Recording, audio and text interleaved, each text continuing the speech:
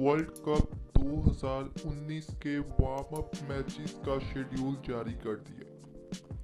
World cup 2019 की तैयारियां अरूज पर हैं।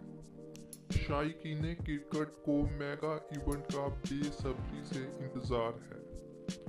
आईसीसी के वर्ल्ड कप 2019 के वार्म अप मैचेस के शेड्यूल के मुताबिक 24 मई से प्रैक्टिस मैचेस का आगाज होगा।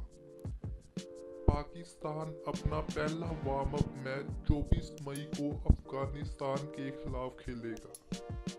कौमी टीम अपना दूसरा वार्म अप मैच 26 मई को बांग्लादेश के खिलाफ खेलेगी।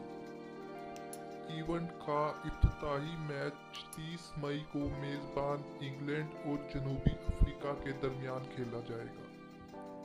Pak Bharat high voltage match 16 जून को खेला जाएगा। मेगा इवेंट 30 मई से 14 जुलाई तक इंग्लैंड में शेड्यूल है।